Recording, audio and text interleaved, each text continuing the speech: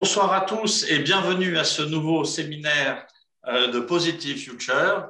Nous sommes très heureux d'accueillir aujourd'hui Maarten Hager, qui est professeur à Utrecht, professeur de Urban Futures.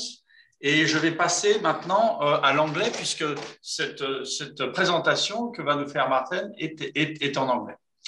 Maarten Hager is Distinguished Professor of Urban Futures at Utrecht University. Previously, he was the advisor to the Dutch Cabinet on Spatial Planning as Managing Director of PBL, the Dutch Environmental Assessment Agency. His most recent book, which he's going to tell us about a little bit tonight, the same topic, is Neighbourhoods for the Future, a plea for a social and ecological urbanism. He wrote it with Peter Pelzer, Martin van den Hoek, Chris Tendam, and Edwin Buteler. And it's just been published. And the topic of tonight is, as you know, the current ecological crisis will transform the face and the destiny of cities. Neighbourhoods for the Future is based on the belief that we must rethink cities from the neighbourhood scale. It revisits the neighbourhood as the designated scale and arena for building our urban futures. The neighborhood is small enough to be tangible, but large enough to make a difference. And for neighborhoods to really work, residents must be engaged and the tactic must be integrated into broader social policy. That is, if we want successful cities. By introducing the concepts of neighborhoods arrangement and neighborhood ecologies based on examples from Europe and North America, Martin's book offers a new perspective on the relationship between different actors, resources, and rules in order to drive change and to prepare city dwellers and policymakers to realize their own sustainable neighborhoods for the future, which is, I believe, our desire. Martin, the floor is yours. Thank you, Sadi, and it's lovely to be in Paris. This is the fastest train I've ever taken to get there and back. And as always, if you listen to the introduction, you realize what a curious biography I have had, but I try and use it to my benefit. So what I will share with you is a teamwork with my co-authors, Peter, Martijn, Chris, and Edwin. Took us a better part of 2 years to create a database and so forth, but it was all inspired by the wish to intervene in the debate on making cities sustainable. And for those of you who've sort of looked at my biography, you will see that previously I also wrote a book being very critical about smart cities. And this is sort of a sequence to that. So what we try and do is we observe a policy debate and with academic work try and change the idea about the future and of the possible futures by writing this book. So that in that sense, writing a book is a performative. We wanted to enact something, not merely, to get it right, as in sort of solid academic work that other colleagues prefer to do. But what I will do with you is I will go quite radically through the scales of the domain of the urban, and you will see how I sort of try and connect these different scales to one another, which also shows that I sort of have a double background, being both an urban planner and a political scientist. So I often sort of think about political science when I write about urban issues. So that's by way of a brief introduction. Now here's sort of the first sort of jump in the scales.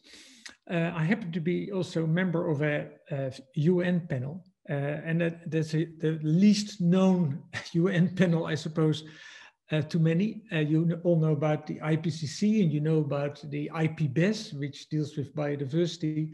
But there's also a smaller panel, it's called the International Resource Panel, and that deals with the issue of natural resources. And if you work in that domain, you constantly get the latest statistics about all the materials that are running out, or the effects of all sort of sort of technological developments that are taking place that assume basically that there is an endless supply of natural resources. So digital revolution is a nice idea, or windmills as an alternative coal is also a nice idea, but where does the steel come from, or where do the rare metals come from? And so that panel deals with that, really crucial domain. If you think about, how do we get a social and ecologically sound future?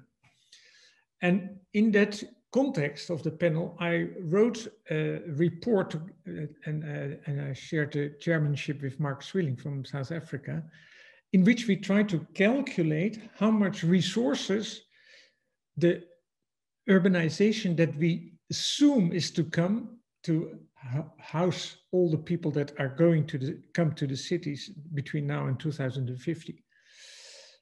And of course, we had to think about what we think is the most likely scenario for how these cities are going to be built in Africa, in China, in India in particular. These are the three hotspots for new urbanization.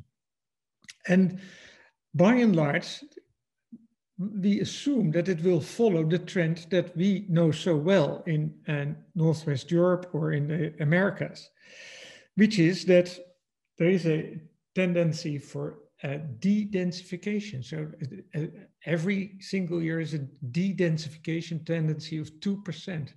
It's a long timeline. And that means that if people get richer, they tend to move out of the city, and cities become suburban to an extent that Roger Kyle, for instance, has written about the suburban planet. So that is sort of a key problem. Obviously, another element of that whole vocabulary of thinking about cities is thinking still very much in modernist terms of high rise, which is functionally segregated from business districts or so. Now, if you look at the resource requirements of that urbanization, basically you can say we are about to blow the fuses of the planet in urbanization alone. So not taking all the other things into account, just building these cities that we have online sort of for lined up for 2050, these predictions with concrete and steel, with tarmac and suburbs will just immediately rule out that we reach the Paris Agreement goals. So having done that calculation, we then of course sought to find alternatives. And I'm not going to go into details, but basically the argument is very, very simple. Namely that if you change the urban form, so get to a higher degree of density, if you apply the energy conservation strategies that we now already know of, do the energy efficiency measures that we already know, and enhance people's awareness of their impactful environmental lives, we could create perfectly livable cities with a 10-fold decrease in resource use. And you have to then imagine that what's then the average density of these cities of the future would be something like 11,000 or thereabouts on average. So Paris is more than twofold that. So Paris 2022 within the périphérique, 22,000, Barcelona 24, but by and large, of course, cities are not that big. We know that the future urbanization, for instance, in India, by and large, will be or is projected to be in cities of about 500,000 in size. And these are, of course, far less dense. And then, of course, the argument is you have to densify them to use the impact of urban form. Now, having said that, I still think that it is just the sort of science that you get from a UN panel. But I think that we have a far richer tradition, actually, as urban sociologists, urbanists, that we should bring to this debate. And I'm worried with my co-authors that the environmental debate or the sustainability debate in cities is so disconnected from the tradition that we've had also for more than 100 years thinking about what makes cities function so well. So, and we really need to connect these two intellectual traditions, because the post-fossil city, I mean, just imagine how big that challenge is. I mean, the whole modern project, Le Corbusier onwards, was of course based and fired literally by fossil fuels. I mean, the centrality, if you read the Cities of Tomorrow, one of Corbusier's big books, it's all excitement about the emergence of the motor car and excitement of the possibility of steel and concrete. And if you read it as an environmentalist, I mean, it's just shattering to see how excited one was, precisely on the premise that it is, of course, now so deeply problematic, namely thinking that fossil fuels will be there forever and won't have detrimental consequences. So in these four categories that I list there, I mean, we now have to rethink our energy sources, which in the modern project was just not a topic. Rethink our mobility, which was a topic, but it was sort of the topic of, if you can afford it, get a car and get out of the city. If you need to rethink shelter. So is that sort of single family home with a lawn and so forth and a car on the drive, that American dream type of dream, is that still the shelter that we can afford? And finally, and deeply problematic and very difficult to address, is of course, we also have to face the fact that what we eat, in particular red meats, has such problematic consequences that we also have to rethink that.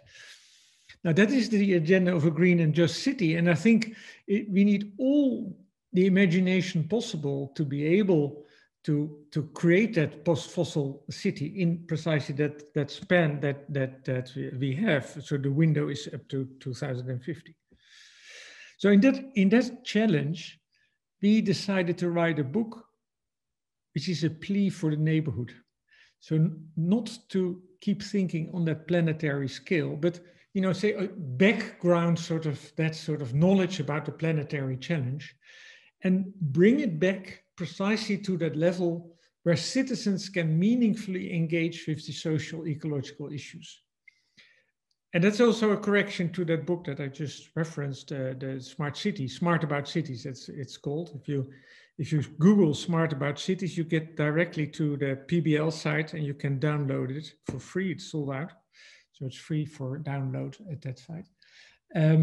But smart cities, one of the problems that I had with that smart city idea is that it was also a buy-in of where urban politicians basically signed contracts with big ICT corporations that argued they had solutions for urban problems, making everything smart. But and we now know that, I mean, 10 years down the road, we know that many citizens were wondering, what's in it for me? And also, of course, we realized that it's a smart technology is a very costly one. And sometimes you may not necessarily need it for the goals that you want to achieve. So in this book, we look at neighborhoods, and we do so by trying to figure out what has been achieved on that scale in different cities to show that it can be done. And so that there are these fantastic exemplars that show that we indeed can make very pleasant neighborhoods.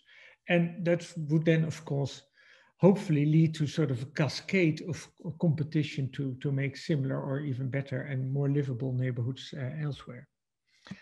Now, these statistics you all know if you're in the urban field. I mean, this is just a way of presenting the difference between the density of cities that are the same in number of inhabitants, Atlanta and Barcelona, but the one is spread out and suburban, and the other is deeply urban, like Barcelona. And then it's a tenfold difference in their CO2 emissions. So having been built on the wrong basis creates, again, tenfold more CO2 emissions. So we have to rethink also probably how we are going to address the suburbs and try and make them denser rather than build new cities somewhere else. Really use the infrastructure that is already there. So neighborhoods is not only about an agenda for rethinking existing neighborhoods, it is also an agenda for addressing suburbs in the decades to come. And that, of course, is even more true in a North American context than in a European context. So what we then say, small enough to be tangible and big enough to make a difference. And I will tell you a bit about these neighborhoods that we have in the book and what we like so much about them. And I will then also address the fact that in the course of this research, we found out how true it is that if you operate as a planner on a neighborhood scale, you have much easier access to meaningful public participation. That is, after all, the neighborhood is a level at which everyday citizens, the man on the street, so to say, know their stuff. They basically know where is a good location for a school or for a sports club or for a supermarket, and which are, you know, not so good places for sort of amenities. So that makes that the idea that the expert knows all is sort of cancelled out, and a meaningful conversation can really commence. Now, let me now give you a few examples from the book, and I picked a few. We have 3 really in-depth cases in the book, and then we have 13 vignettes, sort of smaller presentations. And this is one of those vignettes, and which I like very much, because in this in Zurich there is this small neighborhood where they said, well, if it is true that we have to have a green and just urban future, then probably we can't use more energy than we could use if everybody in the world would have the same level of energy consumption per day. And based on that 2000 watt that you then have to operate your city, they created this neighborhood. And first of all, visually, of course, you see, hey, well, that doesn't look that bad, or it doesn't look as if we're sort of back to the Middle Ages. But behind, of course, the facades is the interesting stuff. So, for instance, in this neighborhood, there are no individual laundry machines anymore. They have been taken out of the homes. The homes are smaller, and also people. So they have collectivized the laundry services, and they have also collectivized transport. So people no longer have possession of their own car unless they're a nurse or a policeman.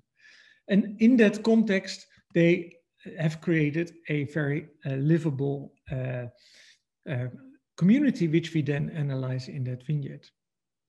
Now, almost entirely on the opposite side of the morphological is this example, which is in Toronto, Canada. And you just have to imagine these buildings may not look significantly good or whatever, but this was an area that was an absolute no-go area before this was realized. So the police had decided no longer to go there. And what they managed to do over a period of 15 years is to turn this whole neighborhood around by using private money. So they basically built a third extra urban fabric for condominiums. And that's paid for the whole refurbishment, actually, in this particular case, also knocking down old high-rise and rebuilding it, but with a quality of finish that I have never seen anywhere. So what you're looking at now is the communal garden of a social housing block. And so they have a roof garden, where also they have collective spaces where they can give parties and so forth for a small amount of money. And this is sort of the roof garden that people who have come back to the neighborhood after they had been away because their building was knocked down, and they came back with a right of return, also with the same rent they paid in the old, really deeply problematic high-rise, and paid for by that exchange with the project developer. But in any case that we describe in the book, it's not, you know, like heaven, because in this particular case, the city, as part of that business case, sold its land to that private developer. So it's a one-off. You can do that one time, and then, of course, you have, well, basically sold your public territory to a private developer. Then you hope will keep up the quality of what's being built. Now here's Martijn speaking to Soraya Ibrahim, who was one of the community activists that we found was crucial for the quality of this neighborhood. So you see in the background, you see 3 different buildings. It's sort of urban villas, it's high-rise and it's medium high-rise. And from the appearance, you can't tell whether this is condominiums that were on the market or social housing, similar here, similar there. So always on the level of a block, it's either social housing or it's private. But in the finishes, it's the same. So that's quite a commitment. And what Soraya at some point realized, she said, being a migrant herself, this is where I want to fight my fights. And I don't know how that comes across in the French context, but in the Dutch context, that is not what we normally hear from migrants.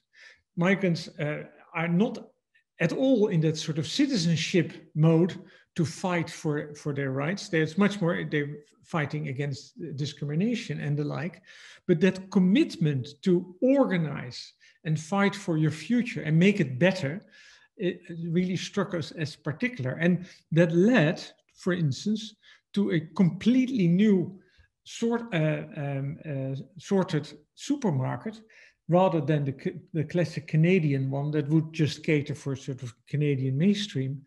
And they made sure that they signed a contract with a supermarket chain that would cater for the sort of typical cuisines of that particular neighborhood, all because of the interaction with community activists in that neighborhood. So that leads me to the first sort of concept that we coin in the book, and that sort of structures our thinking. That's the concept of neighborhood ecology. And we describe that as all the component parts, the services, the nodes for exchange, the material infrastructures, that in their interaction make a neighborhood a good neighborhood. And that in their interaction is the crucial bit. Because what we found is that there often is, you know, for instance, fantastic water sanitation, or there's fantastic green amenity, but the fact that we have to refine our expertise, how to look at the interconnections between these different services so that they produce surplus value, that is one of the pleas that we have in our book. And of course, that requires you to first, you know, do the research to figure out what is it that makes a neighborhood a good neighborhood, or what could make a neighborhood a better neighborhood.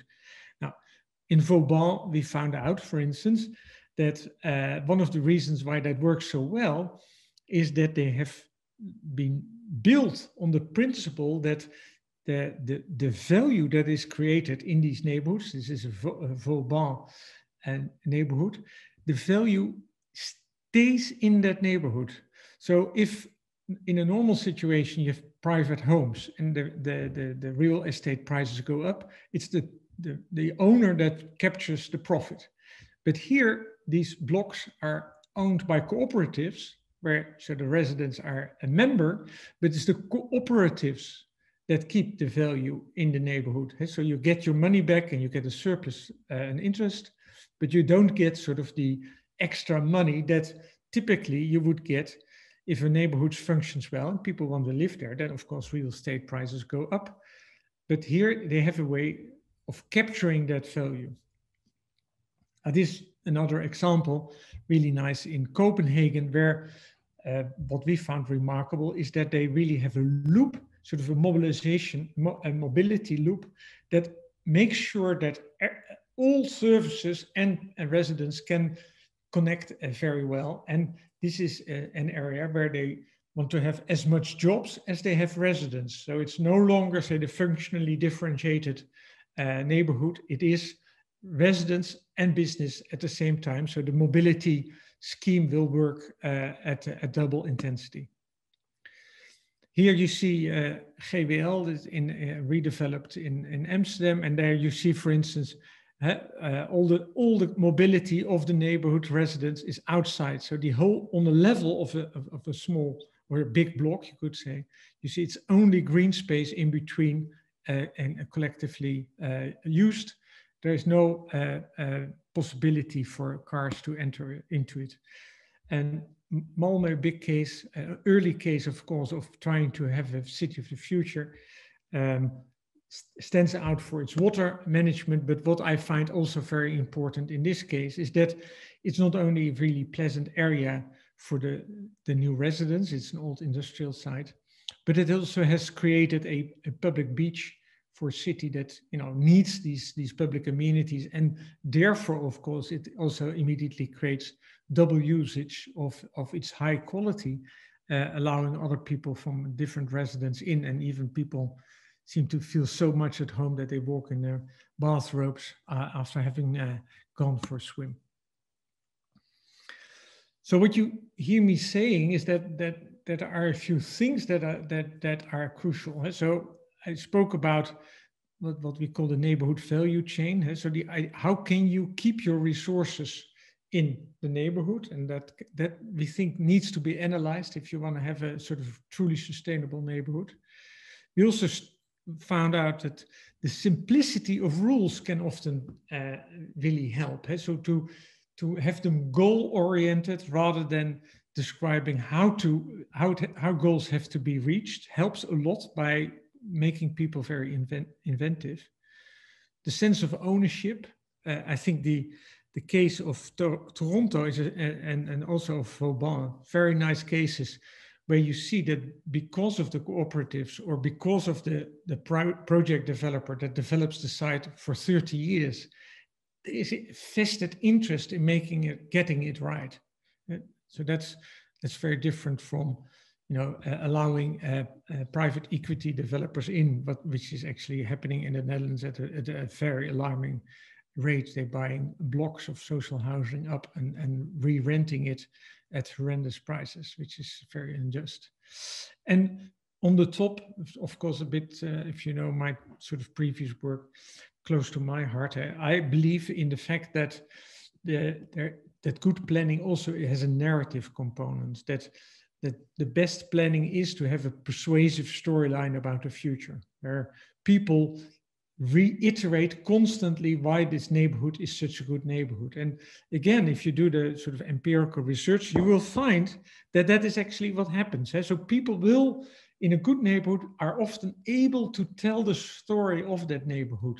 And I think that that not only reflects sort of a pride, but it also reflects a sense of purpose, and people sort of maintain the capacity to tell that story, and that sort of structures the political debate.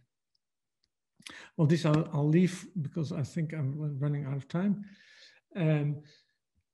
But what you hear me saying is that my understanding of planning is not about looking at survey results and saying we need so many dwellings, so how do we build them most cost effectively?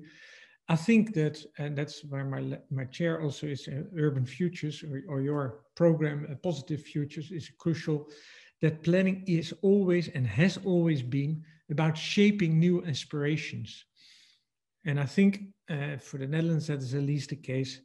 We have had a sort of a quarter of a century where that sort of positive thinking about planning was far less popular than it has been. And we need to now recapture that capacity to think about shaping aspirations rather than, you know, like so many sustainability scholars do. They are doom and gloom. And if we don't act on the climate crisis, we've had it, like I did a bit in the beginning, admittedly. But I think if we can show what neighborhoods can look like if you really are zero emission, or even, you know, you have a positive energy record, then and they look nice and feel good, then of course people say, I want that too. And that sort of political project based on aspirations, that's the trick of urban planning. Now, what I wanted to do now is to go one layer deeper yet again. And this is an experiment I took on just a month and a half ago. People asked me if I would be willing to write on a topic that I've been writing about for a long time, public space. And it's implicit or in the other examples from the book, because I think that if public space is not in order, it's very unlikely that you will get community participation, that you will get, you can address actually, commitments from citizens and the like. So public space is the backbone, I think, of any functioning neighborhood. And definitely, of course, public space is a crucial point of orientation of that rich tradition of urbanism, let's say from the Chicago School onwards in the 1920s and 30s, all the way to Richard Sennett in the here and the now.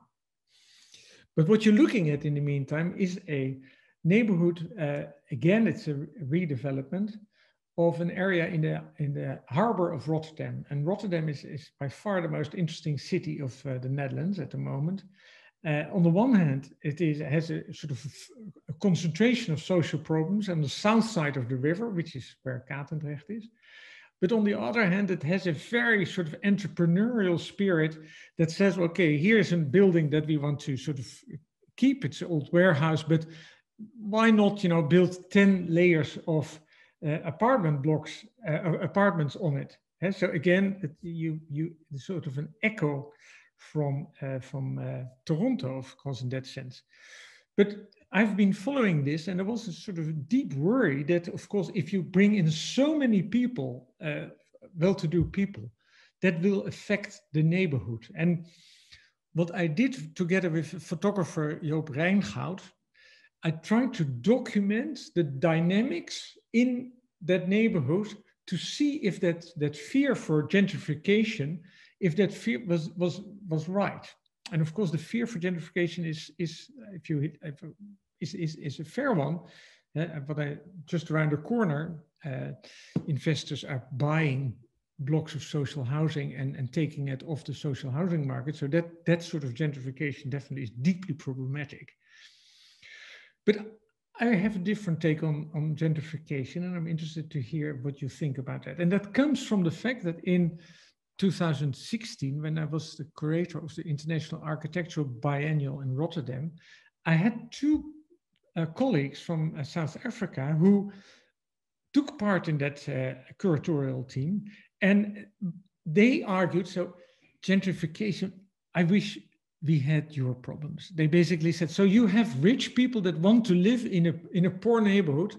Well, I wish we had your problems. And that for me was an interesting effect of that discussion, that we realized that the way in which we talk about our cities, of course, is a very particular one. And it made me aware that some of these discussions about gentrification seem to sort of have a sort of ideological element to it, and may not always be based on actually reading carefully what happens in these streets. So that is why with Joop Rijngoud, this is the first picture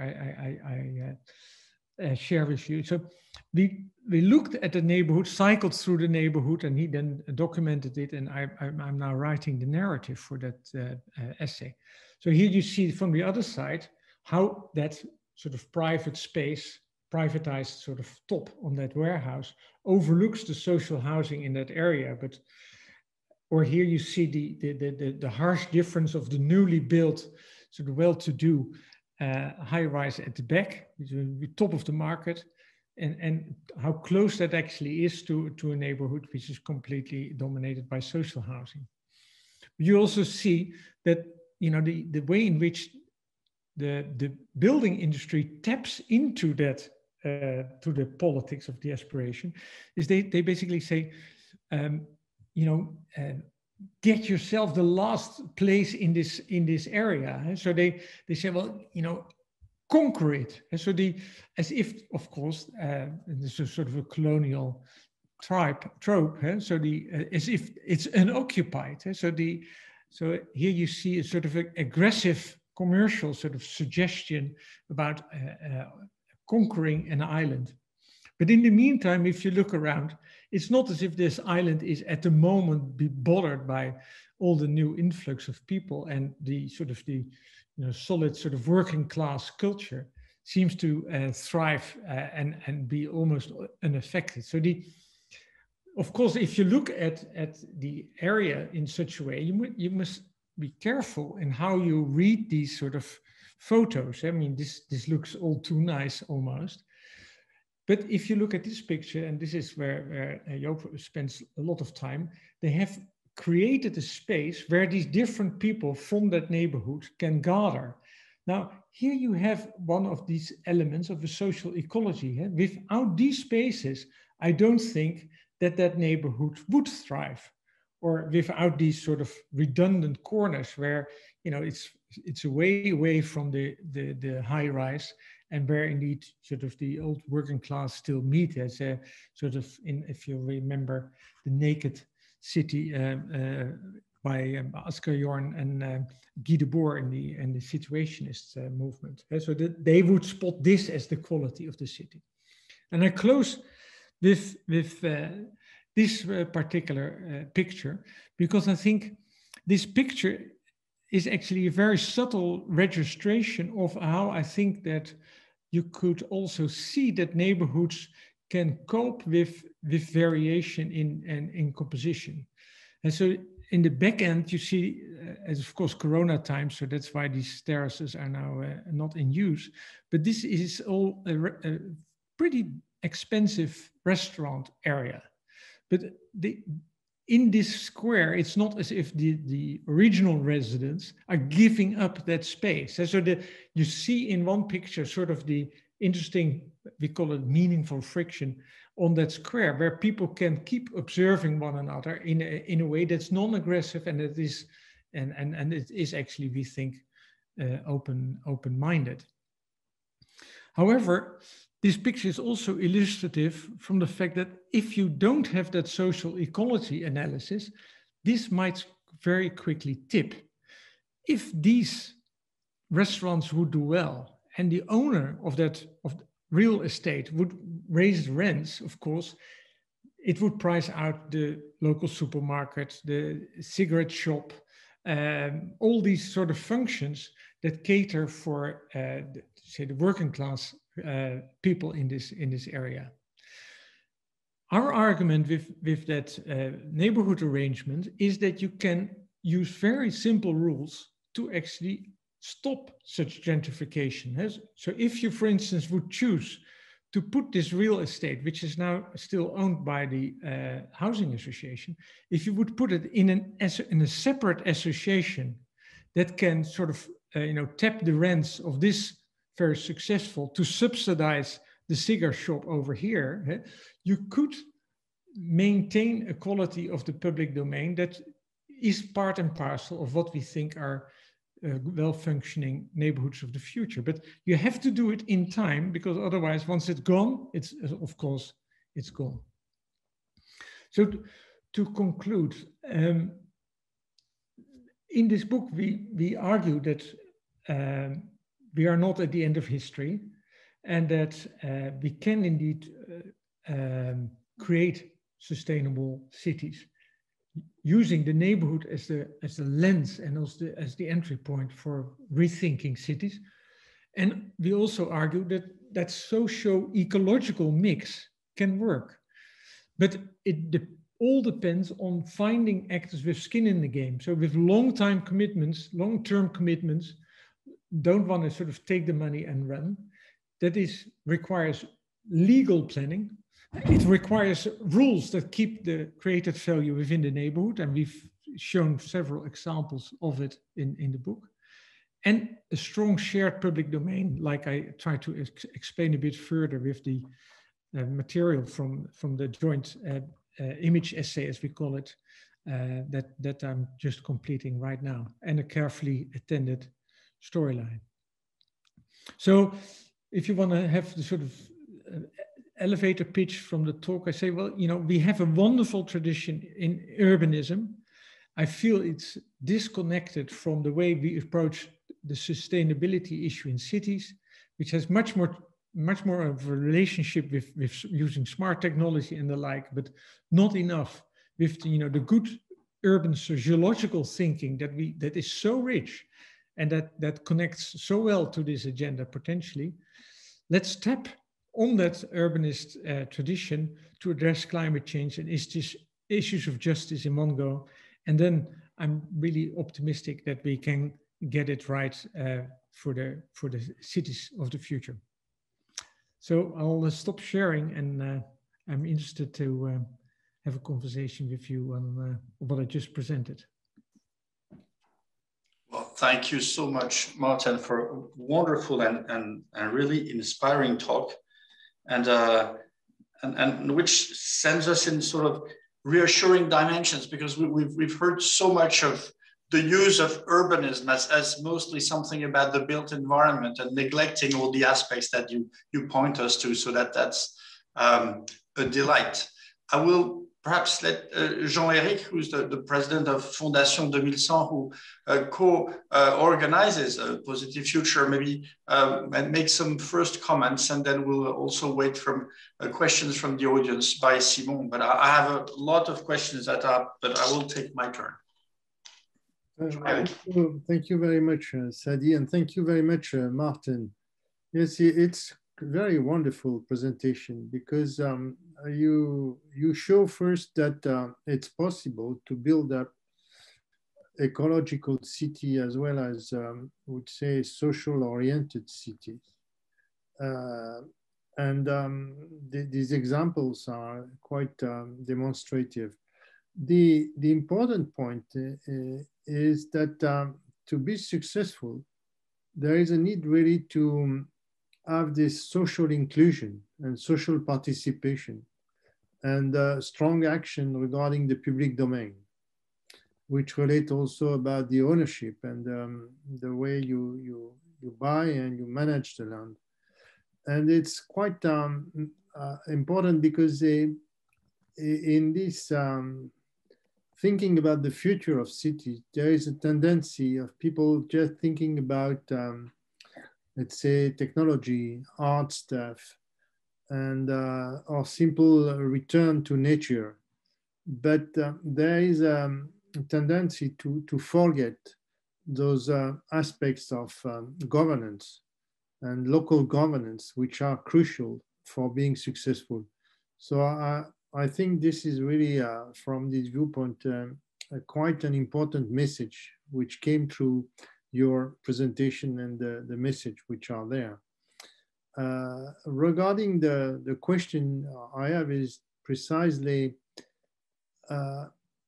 when you present your cases, your examples to some population, some local crowd, if I may say, as well as to politicians, how do they react when they see that? When you say, well, it's possible to be really winning the challenge of the ecology and social inclusion, but under such and such conditions, and look at those examples.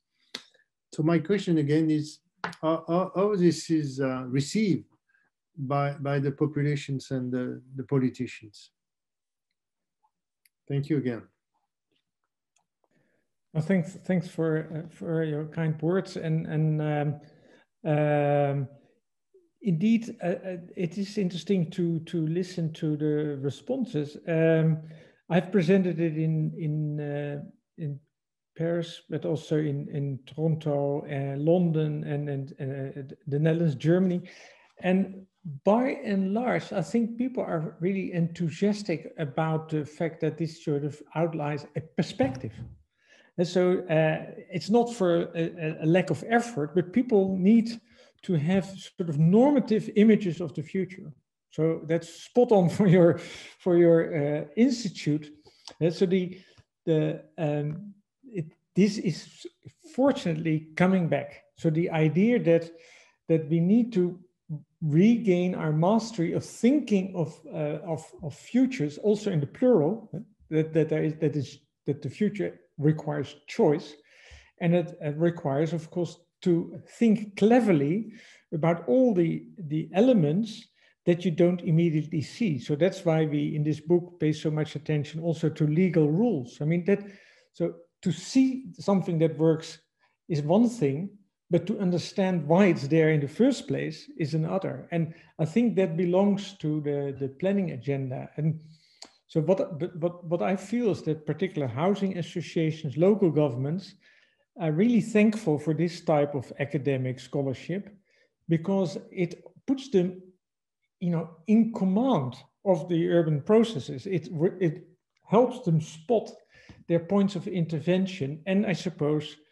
it also warns, precisely like you said, that you can't do this without public participation, and that public participation as sort of telling people what you intend to do without, being interested in their wishes is just over. It now has to be participation of citizens right at the early start when you invent your new futures, because that is when you get the beautiful mixes that you, for instance, saw in Toronto. And if I can slip in one more sentence on Toronto, what I found interesting is that initially, when the first buildings were knocked down and made place for the new, superior buildings in that new mix, participation wasn't going so well yet.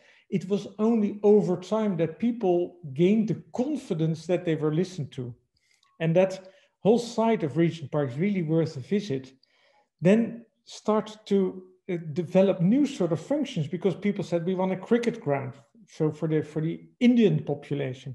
And all these things were not in the master plan, but the master plan was flexible enough to constantly readjust. And people then build up a voice. And that, I suppose, is the ideal, so that people regain a confidence that it's meaningful to engage with the planning process. Thank you very much. Well, the way to build gradually confidence by involving people, even on small step, is a key for a success story, in a sense. So the flexibility of planning from this viewpoint is key. Thank you so much again. Simon, do we have questions from the public? I see one by Simon Richter. Yeah, by another Simon. I don't know if you can see it, Martin. The question is, so first, I love this presentation and the idea of the neighborhood you present. I wonder if neighborhood is a universal category, perhaps with different accents. I'm also thinking of the etymology of the word, neighbor, nachbar, buur, etc. Are there forms, practices, and narratives of non-Western communities? For example, the Indonesian kampung, I don't know if you're familiar with that, that might be valuable for the conversation. Yeah, that's a very nice question, actually. In the beginning, the book had a much broader scope, but we decided, for sort of modesty's sake, to delimit our cases to Europe and North America.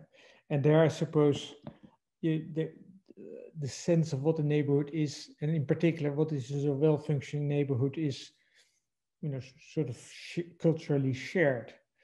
But that's, of course, not to say that such sort of sub-city level units are not to be found elsewhere. Say the hutongs of Beijing, for instance, and with their shared sanitary services and so forth, are of course extremely well-functioning neighborhoods with lots of solidarity and shared services built into them, and plenty of tradition elsewhere as well. However, if you look at what in these Global South context now gets built, by and large is an echo of our 1920s urbanism, and not for the better. So the sort of the functionalist built cities in Iran, if you have come across them, or China until very recently, are not at all creating the sort of public amenity that could be created if you build from scratch, because they follow an imaginary that is very much that of the Siam with sort of a few twists. So then the question is, is there an alternative where you could build just as quickly for the urban population that then immediately also allows for neighborhood sort of social ecology to develop? And I think there is. So if I would have a grant, I would definitely get a research team on a couple of these examples from the Global South. Actually, that would be something that I would really like to do. And one of the cases that I would definitely then include in that book would be Addis Ababa. So Addis is a magnet for ICT and financial services. Of course, the country is now in a bit of disarray, may I say. But until recently, money flew to the capital like nowhere else. And what happened in Addis was that it started to build up a manufacturing industry. And that is sort of the best hope for Africa cities, to build up a small industrial base and then to develop into a service economy. And what they managed to do there, not in all parts of Addis, but in the eastern part, they managed to create indeed consolidated neighborhoods opened up by light rail scheme. So before people, massively owned cars, they got adjusted to traveling on a light rail. It's the only light rail in sub-Saharan Africa that I'm aware of. And the scale of the neighborhood was not too high. And very importantly, it allowed for urban services on the ground floor level.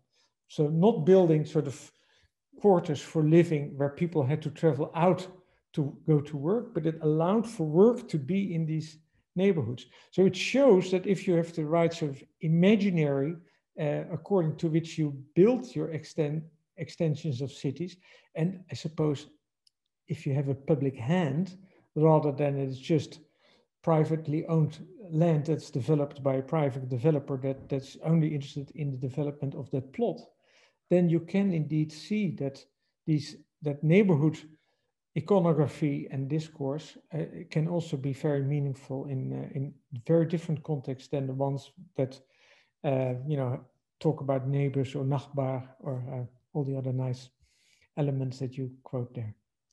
I'm sorry, Martin, I didn't catch the name of the city you were talking about in Africa. Which one? Addis Ababa. Oh, okay. All right. Okay. Thanks. Simon, any more questions? Yes, I have a few more questions for you, Martin. You insisted on the importance of ownership. Are there different models of social ownership of social housing? Cooperatives in Vauban, okay, but what about Toronto? Who are the owners? And more generally, can you build on the ways to avoid price inflation in such neighborhoods? Tough question. Yeah, so I mean, absolutely to the point. And as I say, I mean, it's not all the gold that shines here. There's lots of things. The dominant trend, I suppose, is negative. So with foreign direct investment on the neighborhood level, pricing out residents, it's a disaster. That's, it's too much money.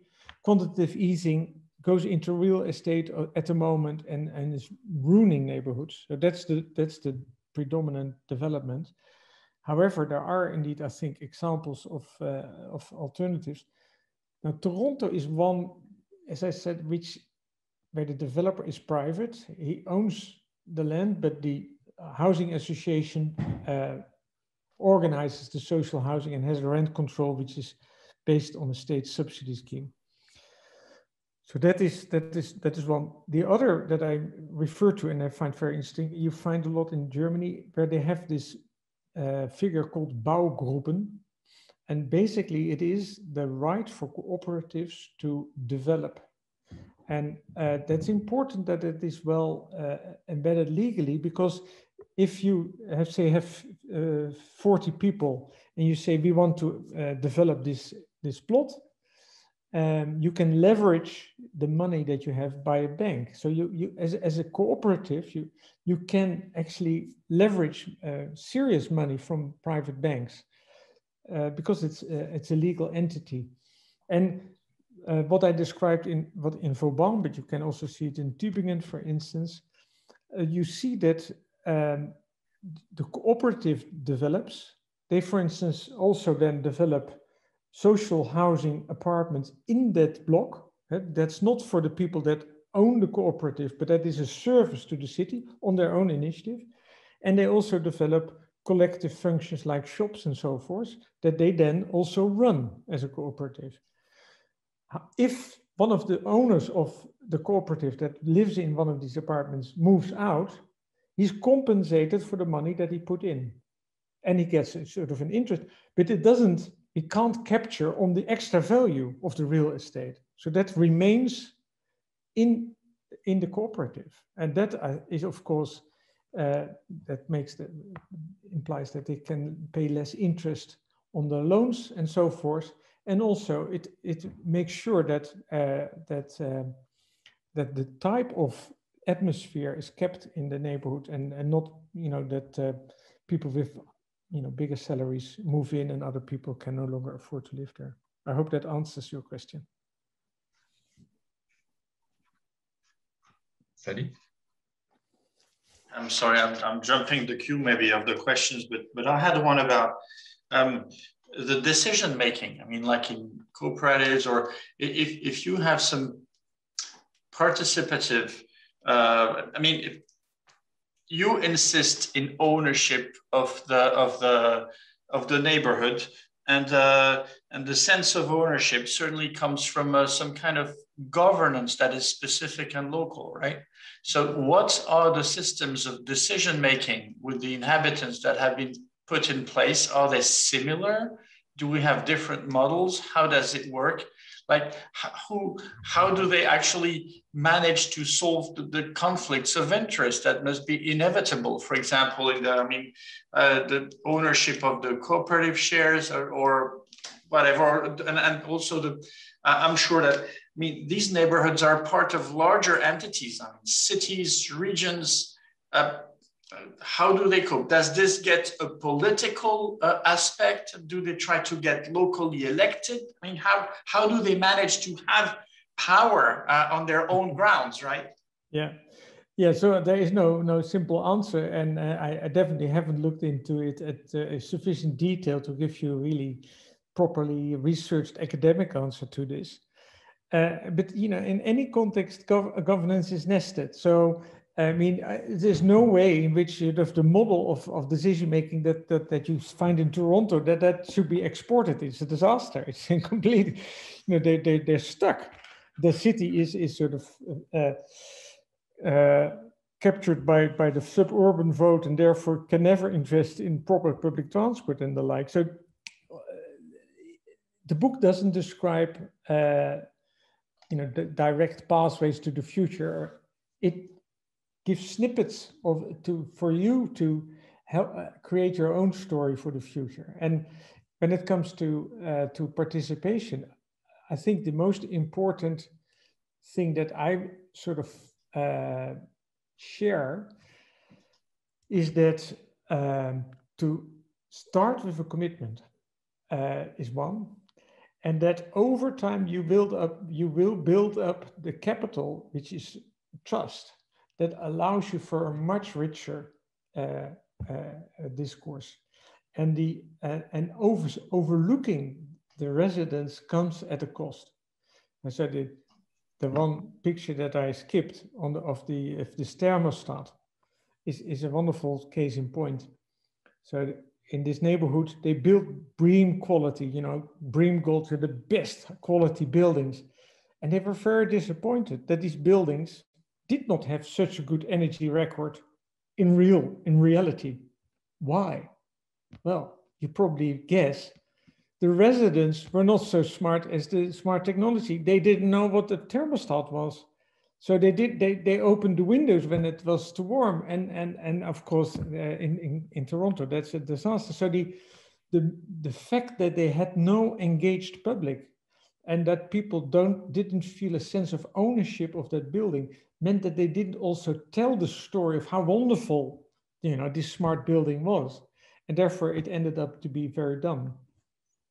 So and if I would sort of try and develop this, then I would say that an indicator of good public participation is that if you interview people, they can tell the story of that neighborhood.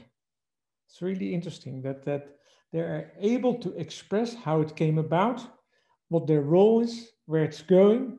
And if people have not that capacity to, and don't have that shared storyline, that's indicative that participation hasn't worked very well.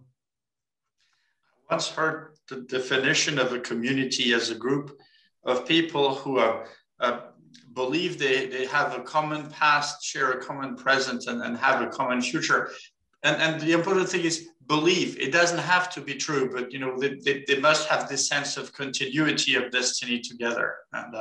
And so the narrative is indispensable. It's a part of building the community, not just with, you know, what the built environment as we usually mean it in terms of bricks and mortar, but I mean, building is also the rules and and the beliefs.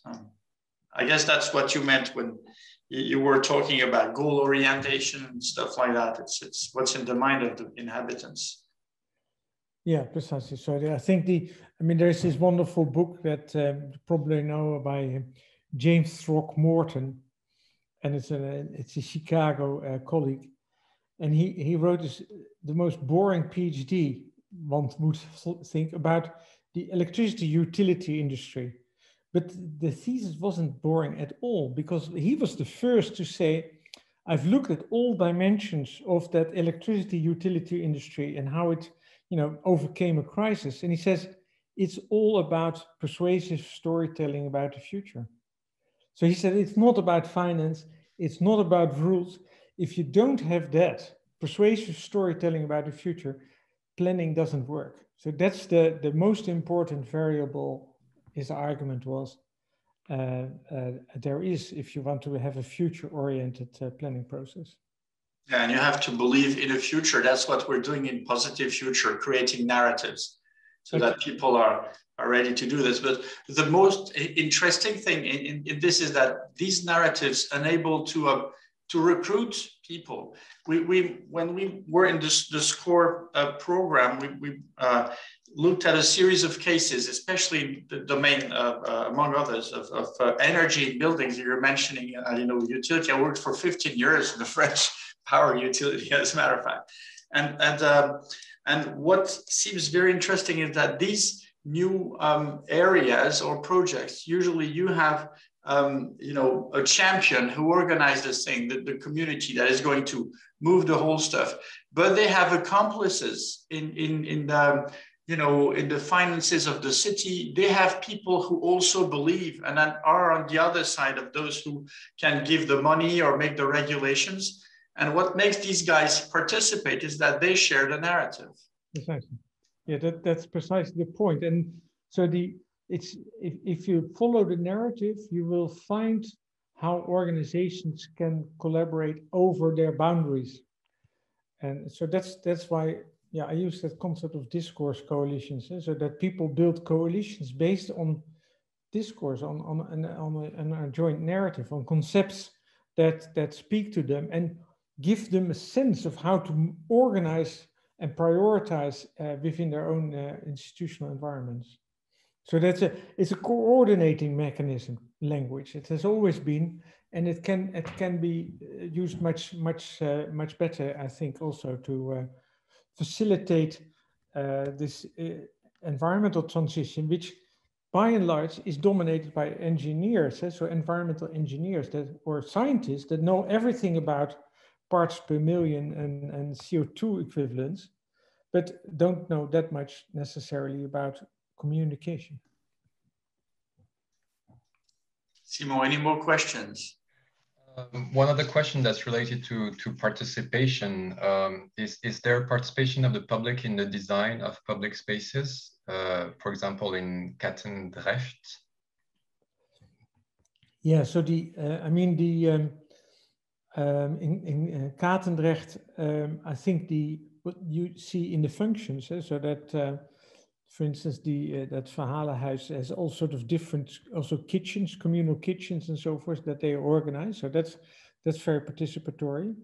But I find a much more interesting example again in Vauban, which was a development where they immediately said, what we have to prioritize is the interaction between the built environment and the ecological. So they wanted to have as much possible space, green space, moving into the new urban fabric. And of course that then raised the issue, what do we do in that green space? Is it allowed to have a playground there? Because that's not ecological.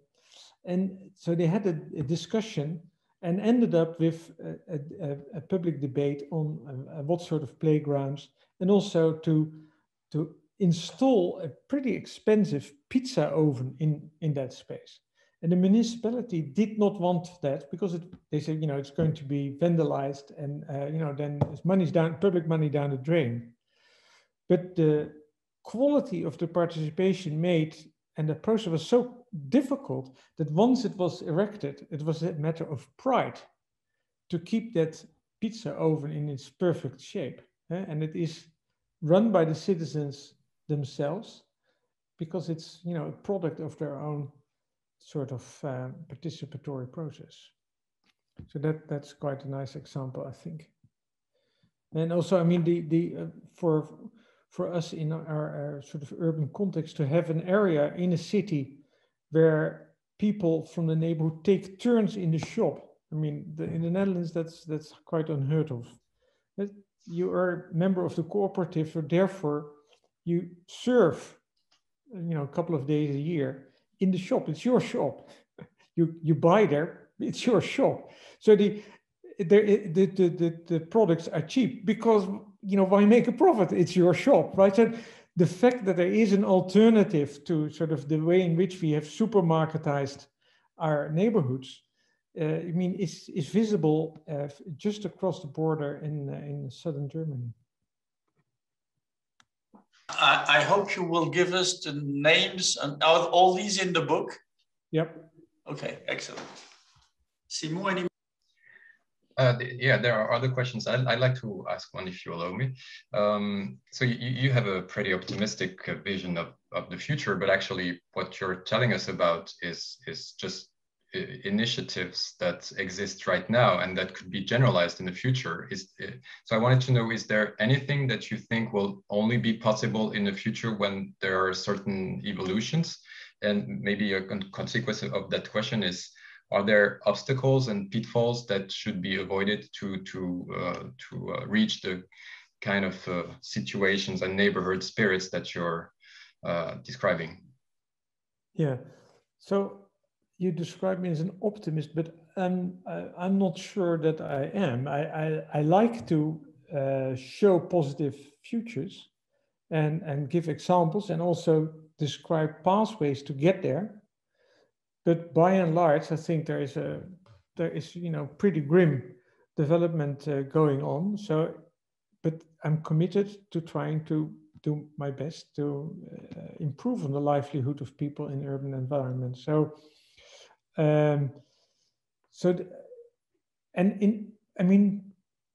real estate is perhaps the most political entity there is and has always been. I mean, if you look back at what made the modern project so incredibly powerful in the 20th century, that was, of course, the fact that there was a private car that people could buy in a suburban house. And of course, people had wages that went up. But there was, of course, also the invention of the mortgage. The fact that people were allowed to borrow money to buy real estate, was the motor block behind that real estate boom. And so, and if you now see how real estate sort of becomes more and more expensive, you realize that sort of the domain of financial products needs to be taken into account if you want to be going in the direction of these consolidated neighborhoods. And it requires, I think, rethinking the degree to which housing should be a tradable community, just like that, or that indeed, like so many people say, housing is a right. I mean, Lefebvre is the source. And if a housing is a right, then there should probably be a limit to the tradability of that particular commodity. And so if that is not controlled, I don't think these neighborhoods that I see will become the dominant. If, however, you would now put an end to this sort of speculation in moving into social housing neighborhoods all over in the US or also in Europe, if you put an end to it, which you can do by politicizing it, then I'm more optimistic. But I mean, Berlin has tried it, Barcelona has tried it, Berlin has had to reverse it because of the courts. I think Barcelona is still on its way to indeed create a better control of its housing market. But it is, of course, a battle where you have big vested interests that want to keep these sort of academic ideas about neighborhoods for the future as academic as possible. I may be wrong, but when I was in Chile, people told me that housing there was a right and that people could get a house provided by the government in a way. Is that the case really, or? I don't know about Chile, but I mean, of course, in Amsterdam or in a city like Vienna, I mean, Amsterdam had until the 1990s, 80% of the housing stock was social housing. It was owned by public entities, and of course, that then was seen as problematic. And now the market is a completely different situation. Vienna, I think, is also partly trying to recoup some of its past. I haven't heard the latest, but of course there are places where there's a much higher percentage of housing that is social. Yeah, that's always vulnerable.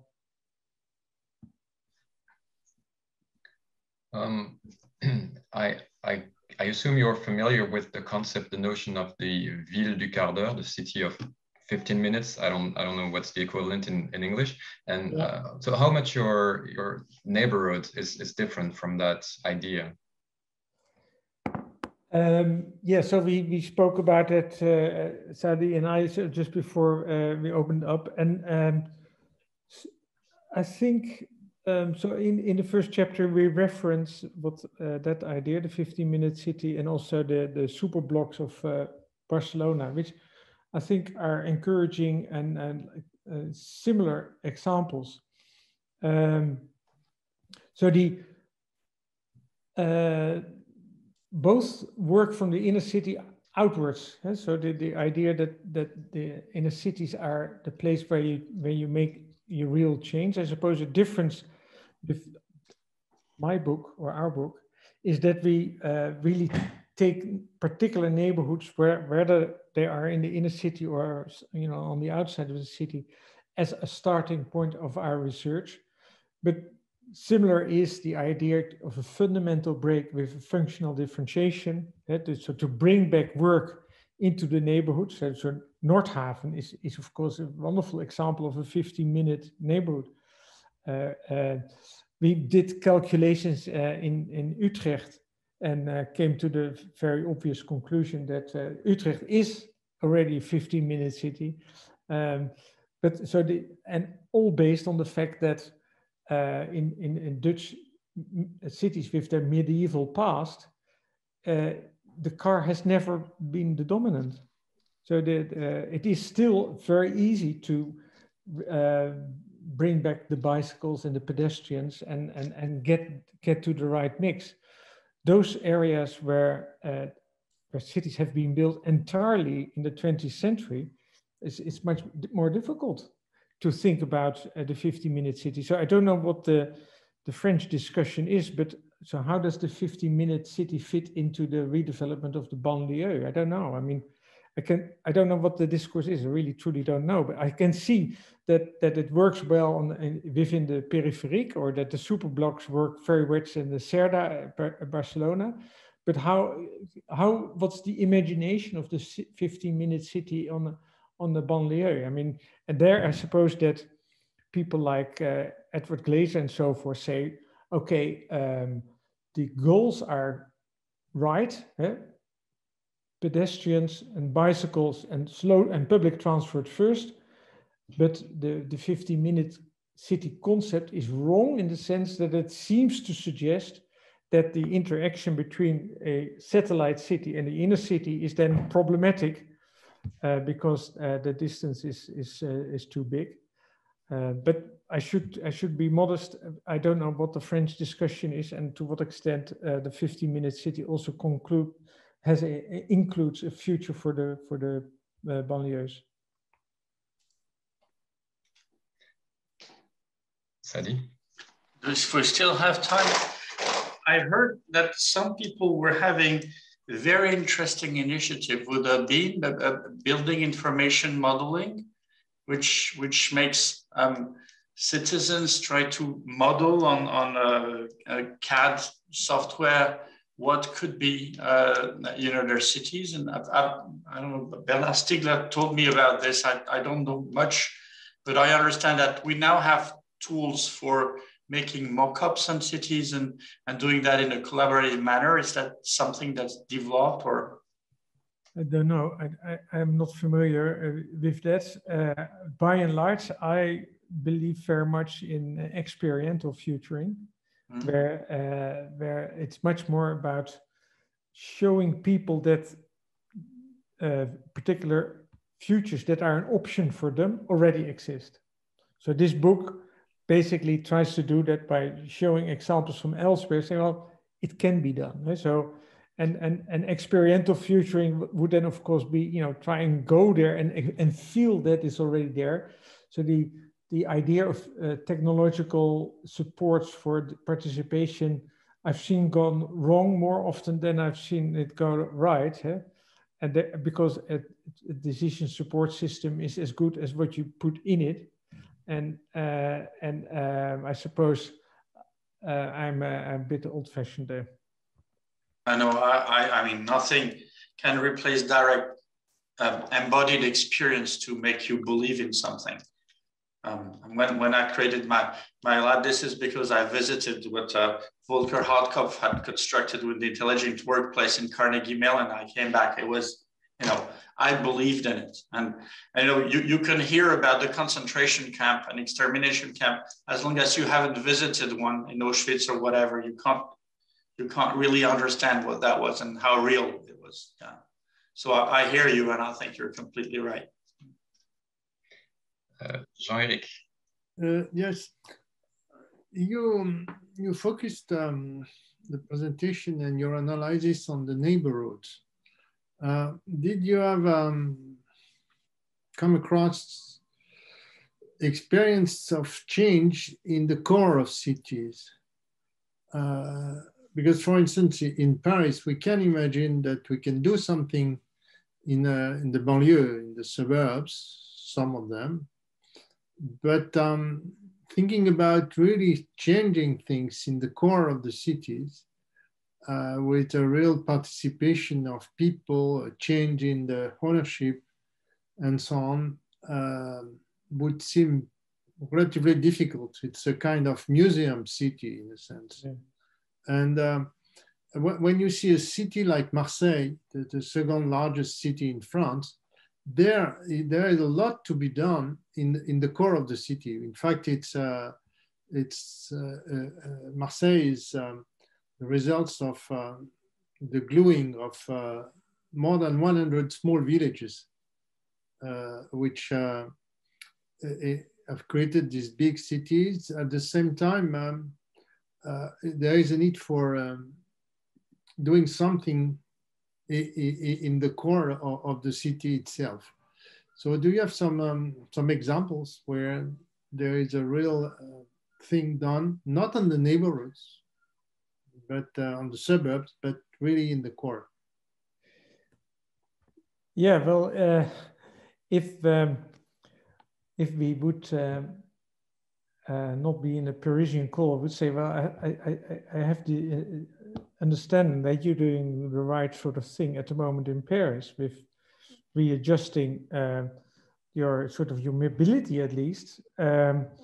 The sort of the disastrous turn where the inner cities became sort of completely touristic product, you know, which is also, I suppose, the product of what is it, 25, 30 years of sort of recent urban history, seems to, at least to my impression, sort of have halted, at least in the sense that people realize that probably a return to the complete Airbnb dominated inner cities is not what they really want. However, I mean, financially, of course, many people have started businesses on that premise. And so if you really want to readjust that will be a fight, a political, absolutely political fight that needs to be fought.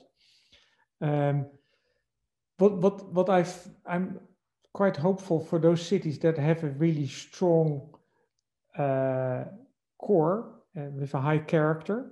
So like Paris, like Amsterdam, and all these other cities, because they can constantly readjust. They can just cater for all different functions over the decades. And so the Amsterdam Canal Zone is pretty solidly touristy. However, the new startups in ICT all want to sit there. So they even within a 17th century canal zone, there is something to the urban atmosphere that constantly allows it to reinvent itself. So in that sort of inner city development of old historical cities, I'm less worried about, despite of course the predominance of tourism, but they at least have the capacity to adapt. So if you would change the rules, the cities would not be lost. Cities that have been built on a 20th century basis with a single purpose in mind, well, that's a hard one. And another one that's a really tough one is a truly suburban city like Atlanta. I mean, how on earth would you recreate that into a sustainable city? Well, think of Australia with these extended suburbs. How to urbanize that? How to create an environment that is zero energy consumption? That would require you to connect to public transport and to have arterial roads that are denser and develop nodes around stations. That is the only thing you can imagine. But if you think about the political decisions that you need to take, that would run directly against the wishes of many people living there. So it's very unlikely that politically you would ever get that going in suburban environments. So in that sense, the suburb is probably even more difficult than the inner city. And I always distinguish four. So it's the suburbs, it's the inner city, it's the neighborhoods, and it's informal settlements. So in that list, I think the informal settlements and the suburbs are probably even more difficult than inner cities, on a very broad brush sort of answer. Indeed. I think we did reach the end, the principle, but do we have any more questions waiting? See more? No, I think that's it. All right, then thank you so much, Martin. I mean, that was great. And on top of the interest of the talk itself and of your smart answers, you are bringing us one more justification that narratives are so important. And this is precisely the kind of thing that we're trying to foster in Positive Future. And so in the name of all of us, I would like to really thank you very much for what you're doing and for your talk today. It felt like a home game, so thanks for inviting me, and let's keep in touch. Absolutely. Thank you so much. And I will keep you posted with the developments of Positive Future. Just for those who are not aware, and actually nobody should be aware, but we received an enormous amount of works for the competition, and some look like really splendid. Excellent. So, thanks to everyone. Thank you very much. Goodbye, everyone. Thank you so much, Martin. It was excellent. Thank you so much. Pleasure.